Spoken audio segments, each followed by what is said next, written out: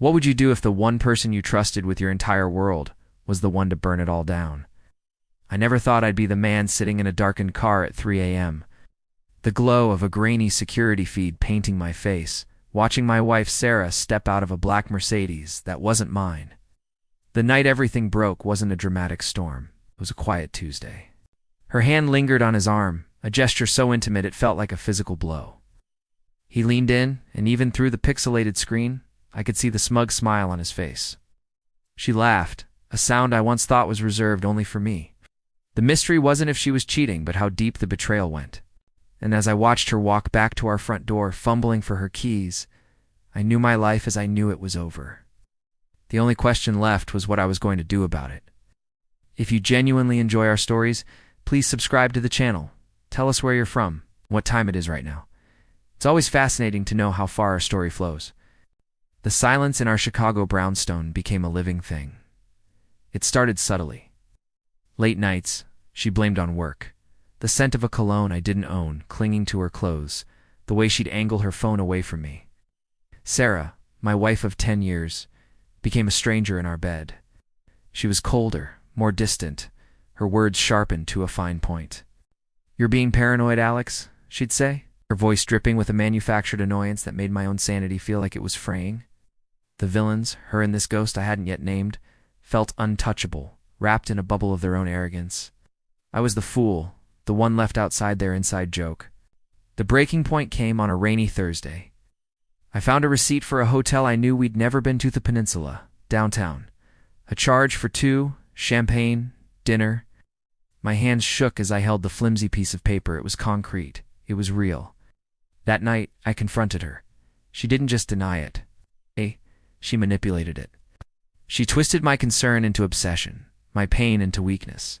"Maybe if you weren't so suffocating, I wouldn't need space," she hissed, her eyes like ice. I left the room and collapsed in the hallway, the sound of my own ragged breathing the only thing filling the suffocating silence. The humiliation was a physical weight, pressing down on my chest. That was the moment the loyal, loving husband died. In his place, something colder, more strategic, began to stir. My grief turned to a quiet, burning rage. I wasn't just going to leave. I was going to dismantle the life she thought she had built so securely. I started gathering proof. Hired a private investigator, a grizzled ex-cop who moved through the city like a shadow. He brought me photos, Sarah, and him, Mark, a real estate developer with a shark smile, leaving a restaurant on Rush Street, their hands intertwined. I got access to our shared phone records, highlighting every late-night call, but the masterstroke was the security footage. Our neighbor across the street had cameras. For a small donation to his kids' college fund, I got the footage from the past 3 months. Spent nights poring over it, watching Mark's Mercedes become a regular feature on our quiet street. I saw every stolen kiss, every late-night goodbye. Each frame was a nail in her coffin. With a mountain of evidence, I went to see a lawyer, one of the most ruthless divorce attorneys in Chicago. We didn't just file for divorce, we set traps. We let Sarah continue to believe she was in control. She moved more of our joint assets into an account. I knew she was hiding, an account my lawyer was already tracking. She lied on her financial disclosures, committing perjury. She felt so untouchable, so sure of her victory. She wanted the house, the savings, half of my business. She told her friends I was unstable, that I was losing my mind. She was building her narrative, and I let her. The day of the deposition was a masterpiece of quiet destruction. We were in a sterile conference room in a high-rise overlooking the Chicago River. Sarah sat opposite me, looking bored and arrogant, her lawyer next to her. Mark was there too, subpoenaed as a witness, looking smug. Her lawyer began painting me as a jealous, controlling husband. Then, it was our turn. My lawyer, a woman with a deceptively gentle voice, began to lay out the evidence. She started with the phone records. Sarah's face tightened. Then the bank statements from the hidden account. Her arrogance began to crack.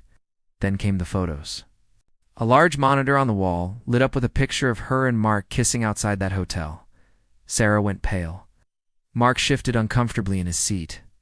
"Ms. Hayes," my lawyer said calmly, "you testified under oath that you have not engaged in an extramarital affair. Is this you in this photograph?" Sarah stammered, a pathetic denial. Then came the final act. Let's play the video, my lawyer said. The screen flickered to life with the security footage. Clip after clip played. The late-night arrivals, the embraces, the lingering goodbyes right on our doorstep. The room was dead silent, save for the faint sound of traffic from the street below. Sarah stared at the screen, her face a mask of horror. Her entire world, her web of lies, was being publicly unraveled. The legal and social destruction was absolute. Her lawyer advised her to stop the proceedings. Mark looked like he wanted to crawl under the table. She had lost everything, the house, the money, her reputation. She was ruined. I see her sometimes, a ghost, in a city that was once ours. She looks older, worn down by the weight of her own choices. We never spoke again. There was nothing left to say. I won, but it didn't feel like a victory. It felt like an ending. The revenge was complete, but the silence it left behind was deafening. Some nights, I still think about that grainy security footage, a silent movie of my own life's betrayal. The end.